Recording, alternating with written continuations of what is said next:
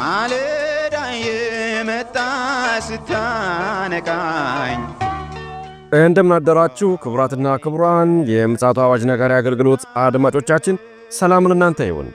የማለዳ ቁርሳችንን አሁን ጀምረናል። አዘጋጅ እና አቅራቢ ፓስተር አለማየሁ ነሞ። መልካም ጊዜ ሆነላችሁ። ከሕይወት ምንጭ ውሃ ስታረካኝ ሰላም ጤና ይስጥልን። እንደምን አደራችሁ። ይህ በምፅዓቱ አዋጅ ነጋሪ አገልግሎት እየተዘጋጀ የሚቀርብላችሁ የማለዳ ቁርስ ፕሮግራማችን ነው። ወደ ዛሬው የማለዳ ቁርስ ከማለፋችን በፊት ምሕረት ቸርነቱን በመግለጥ ይህንን ማለዳ የሰጠንን እግዚአብሔርን እስቲ በጋራ አመስግነን ወደ ዛሬው የማለዳ ቁርስ እናልፋለን። የዘላለም አምላክ እግዚአብሔር ሆይ በጌታ በኢየሱስ ስም ስለዚህ ማለዳ እናመሰግንሃለን። ስለተደረገልን ምሕረትና ቸርነት ክብር ምስጋና ለታላቁ ስም ይሁን። ቀሪውን ጊዜ ሁሉ ባርክልን፣ ቃልህን ሁሉ ባርክልን። በቃልህ ሕይወታችንን እንድታድሰው እንድትሰራውና ደግሞም በዚህ በመጨረሻ ዘመን የሰጠህንን የወንጌል አደራ መወጣት እንድንችል ጸጋህ እንዲበዛልን በኢየሱስ ስም እንጠይቃለን። ሁሉ ለስም ክብር ይሁን በኢየሱስ ክርስቶስ ስም። እንግዲህ በትናንትናው ዕለት በእግዚአብሔር የምትወደዱ ወንድሞች ሆይ እንደተመረጣችሁ አውቀናል የሚለውን ቁጥር 4 ነበር የተመለከትነው። እየተመለከትን ያለነው እንግዲህ አንደኛ ተሰሎንቄ ምዕራፍ 1 ነው እየተመለከትን ያለነው። እንግዲህ በዚህ ውስጥ እግዚአብሔር እንዴት እንደወደደን ተመልክተናል።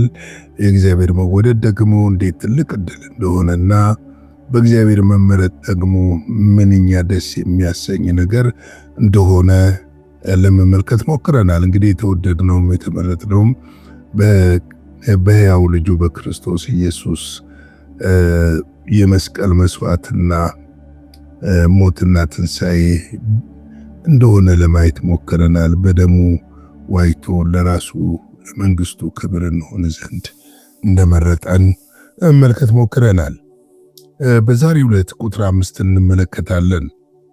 እንደዚህ ይላል፣ አነበዋለሁ። ወንጌላችን በኃይልና በመንፈስ ቅዱስ በብዙ መረዳት እንጂ በቃል ብቻ ወደ እናንተ አልመጣም። በእናንተ ዘንድ ስለ እናንተ እንዴት እንደነበረ ታውቃላችሁ ይላል። እንግዲህ ወንጌል ስንል ባዶ አይደለም። ወንጌል ስንል በሌላ መልክ ክርስቶስ ማለታችን ነው። ወንጌላችን የመጣው ደግሞ በኃይል ነው። በኃይል የተገለጠ ነው። ወንጌል ያድናል ስንል ከሲኦል ከሞት ብቻ አይደለም፣ ከደዌ ያድናል፣ ከድህነትም ያድናል። ወንጌል ሕያው ስለሆነ የሚሰራ ነው። ይህ ወንጌል የእግዚአብሔር ሕልውና የተገለጠበት የእግዚአብሔር ሕያው ቃል ነው። ይሄ ሕያውና እግዚአብሔር የተገለጠበት ቃል ወደኛ የደረሰው ደግሞ በመንፈስ ቅዱስ ነው። በኃይልና በመንፈስ ቅዱስ ነው። እንግዲህ በኃይልና በመንፈስ ቅዱስ ስንል ወንጌል የተገለጠው የወንጌል ጉልበትና ኃይል የሚገለጠው በመንፈስ ቅዱስ ኃይል ነው። ያለ መንፈስ ቅዱስ ኃይል ፍልስፍና ነው ብዙዎች የሆነባቸው። ለዚህ ነው እኮ ጌታ ኢየሱስ ክርስቶስ ደቀ መዛሙርቱን ሐዋርያት ሥራ ምዕራፍ 1 ላይ ሄዶ ስንመለከተው ኃይልን ትቀበላላችሁ አላቸው። ኃይልን እስክትቀበሉ ድረስ ከኢየሩሳሌም አትውጡ አላቸው። ኃይልን ስትቀበሉ ግን በይሁዳ በኢየሩሳሌም በይሁዳ በሰማርያ እስከ ምድር ዳርቻ ድረስ ምስክሮቼ ትሆናላችሁ አላቸው። ወንጌል በስሜት የሚደረግ አይደለም። የእግዚአብሔር የሰማይና የምድር የመጀመሪያም የመጨረሻም ተልእኮ ነው። ተልእኮ ዓለምን የሚቤዥበትና የሚያድንበት፣ ዓለምን የሚታደግበት፣ ከጨለማ የሚያስመልጥበት ወንጌል ነው። ለዚህ ነው እኮ ማርቆስ 16:15 ላይ ምንድን ነው ያለን? ወንጌልን ለፍጥረት ሁሉ ምን አድርጉ ነው ያለን? ስበኩ ነው ያለን። ለምንድን ነው ወንጌልን የምንሰብከው? ወንጌልን የምንናገረው ለምንድን ነው ብለን ስንመለከት ወንጌልን የምንናገረው የዓለም መድኃኒት ወንጌል ብቻ ስለሆነ ነው። ዓለምን ረፍት የሚሰጣት ሰላም የሚሰጥ ይህ የዓለም ትርምስን ሊያሳርፍ የሚችለው በወንጌል ብቻ ነው። ሰዎች ከወንጌል ውጭ ማረፍ አይችሉም። ጌታ ኢየሱስ ክርስቶስ በማርቆስ ወንጌል ምዕራፍ 1 ላይ የመጀመሪያ የተናገረው ነገር ምንድነው ብለን ስንመለከት ይህንን ወንጌል ነው የሰበከው። መጽሐፍ ቅዱሳችን በማርቆስ ምዕራፍ 1 ቁጥር 14 እና 15 ላይ ዮሐንስም አልፎ ከተሰጠ በኋላ ኢየሱስ የእግዚአብሔርን መንግሥት ወንጌል እየሰበከና ይላል። ምንድነው የሰበከው? የእግዚአብሔር መንግሥት ወንጌል። ተመልከቱ፣ የቤተ ክርስቲያን ተልእኮ ይሄ ነው ብለን ብዙ ጊዜ የምናስተላልፍበት ምክንያት አለ ምክንያት አይደለም። ጌታ ኢየሱስ ክርስቶስ ከሰማይ ሲመጣ 10 መንገዶች አላለም። የብልጽግና መንገዶች የመውጣት ነው። ብልጽግና ያስፈልጋል፣ መውጣት ያስፈልጋል፣ በረከት ያስፈልጋል።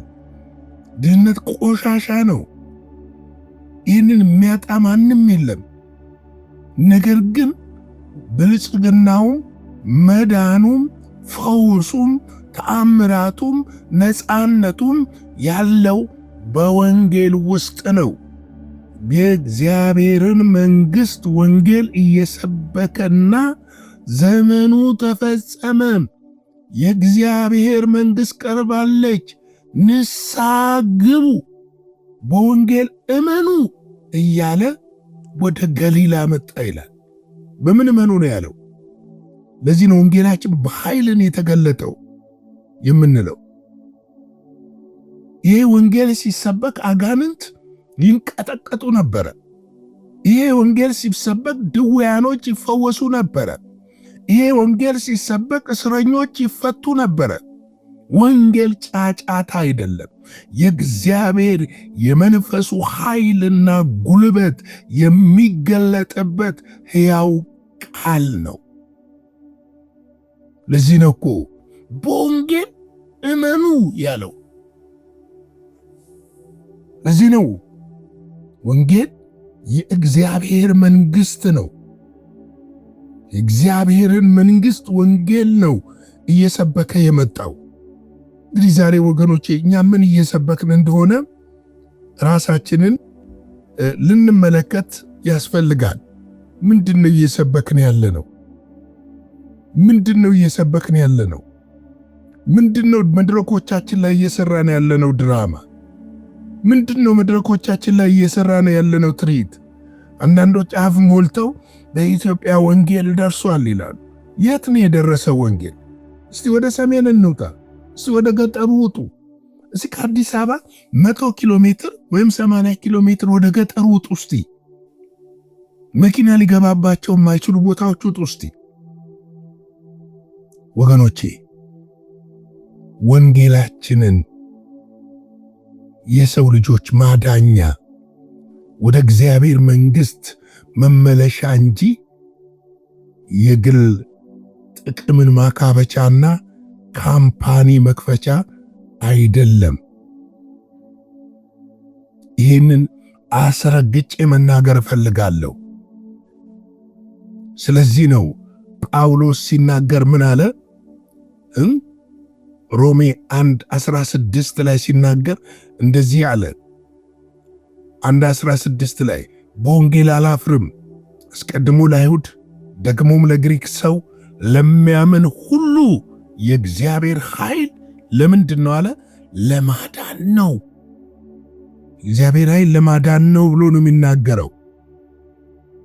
የተሰጠን ይሄ ወንጌል የሰው ልጆችን ከጨለማ ወደ ብርሃን፣ ከጥፋት ወደ ሕይወት፣ ከሞት ወደ ሕይወት፣ ከጥፋት እንዲሁም ደግሞ ከጨለማ ከውድቀት ለማንሳት የተሰጠ ወንጌል እንጂ ወንጌል የሃይማኖት ካታጎሪ መፍጠሪያም አይደለም። ኢየሱስ ለማንም ሃይማኖት ሰጥቶ አያውቅም። የሰጠን ሕይወቱን ነው። የሰጠን ራሱን ነው። መስዋዕት አድርጎ ሰጥቶን ሞትን ፈንቅሎ አሸንፎ ከተነሳ በኋላ ለደቀ መዛሙርቱ የነገራቸው ይህንን የመንግሥቱን ወንጌል በምድር ዙሪያ ሁሉ እንደሚናገሩ ነው። በኢየሩሳሌም፣ በይሁዳ፣ በሰማርያ በዓለም ዳርቻ ሁሉ ምስክሮች እንደሚሆኑ ነው የነገራቸው።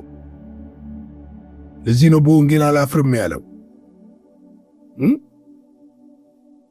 በወንጌል ብዙዎችን ከጨለማ ልናወጣ ዓለምን ልንደርስ ተጠርተናል። ወንጌል የወንጌላውያን፣ ወንጌል የፓስተሮች፣ ወንጌል የሐዋርያት፣ ወንጌል የአስተማሪዎች፣ ወንጌል የነቢያቶች ብቻ አይደለም። እኛ ሁላችን የደረሰልንን፣ የሆነልንን፣ ያደረገልንን ልንናገር ተጠርተናል። እስቲ ዮሐንስ 4 ላይ ሄዳችሁ እናንተ አንብቡት። ያቺ ሳምራዊ ሴት ተመልከቱ። ወደ ከተማ ሮጣ ወንጌል ነው የሰበከችው። ኑ ጉዴን የነገረኝን ሁሉ እዩት፣ እሱ ምናልባት ነቢይ ሳይሆን አይቀርም አለች። መሲህ ሳይሆን አይቀርም አለች። ተመልከቱ። ዛሬም እኔና እናንተ ይህንን ወንጌል ልንናገር ተጠርተናል። ስለዚህ ወንጌላችን ባዶ ሳይሆን ዓለምንና ጨለማን የሚያሸንፍ ታላቅ ጉልበት ያለው በኃይልና በመንፈስ ቅዱስ የመጣ ነው። ይህንን ልንረዳ ያስፈልጋል። ሌላ ሁለተኛ የሚናገረው በብዙ መረዳት እንጂ በቃል ብቻ ወደ እናንተ አልመጣም። መረዳትን ደግሞ የሚሰጥ መንፈስ ቅዱስ ነው። እንዴት አፋችንን ከፍተን መናገር እንዳለብን በነገስታት ፊት በቆምንበት ጊዜ የምንናገረውን እንኳን የሚሰጠን መንፈስ ቅዱስ ነው። ለዚህ ነው በብዙ መረዳት የሚለው። ለዚህ ለከበረ ወንጌል፣ ለታላቅ ወንጌል ነው ዛሬ የተጠራ ነው። ይሄ ወንጌል በምድር ዙሪያ ሁሉ ልንናገር ነው የተመረጥ ነው። ወንጌል የሃይማኖት መመሪያ አይደለም። ወንጌላችን የህይወት መመሪያ ነው። ወንጌላችን ህይወትን የሚሰጥ ነው። ለሙታን ትንሣኤን የሚሰጥ ነው። በጨለማ ላሉት ብርሃንን የሚሰጥ ነው። የጠፉትን ከጨለማ የሚያወጣ ነው እንጂ የመድረክ ማሞቂያና ማጋጋያ አይደለም። ወንጌል ኃይል አለው። ስለዚህ ዛሬ ማለዳ ይህንን ካልኩ ይበቃል። አጭር ጸሎት እንጸልይና የዛሬውን ማለዳ ቁርስ በዚህ እንጨርሳለን። የዘላለም አምላክ እግዚአብሔር ሆይ ይህንን ማለዳ ስለሰጠህ እናመሰግንሃለን። ዛሬም ጌታ ሆይ ሕዝብህን ካስተኛው ከክፉ ነገር ሁሉ ትታደግና ለወንጌል እንደገና ታነቃ ዘንድ በኢየሱስ ስም ጸልያለሁ። ቤተ ክርስቲያን እንደገና የወንጌልን ችቦ በምድር ሁሉ ማብራት የምትችልበት ያ የመንፈስህ ኃይልና ጉልበት ለቤተ ክርስቲያን እንዲለቀቅ ጠይቃለሁ። እግዚአብሔር ሆይ አመሰግንሃለሁ። ለማዳን፣ ለፈውስ፣ ለተአምራት ሰዎችን ከጨለማ ወደ ብርሃን ለማውጣት ሕያው የሆነውን ወንጌልን ስለሰጠን፣ ልጅህን ኢየሱስ ክርስቶስ ስለሰጠን እናመሰግንሃለን። ክብሩ ለአንተ ይሁን። ይህንን ቀን ባርክልን። ስለ ሁሉ ነገር ተመስገን። በኢየሱስ ጌታ ስም አሜን። በነበረን የመልእክት ክፍለ ጊዜ እንደተባረካችሁ ተስፋ እናደርጋለን። በነገው ማለዳ በሌላ ዝግጅት እንገናኛለን። መልካም ቀን።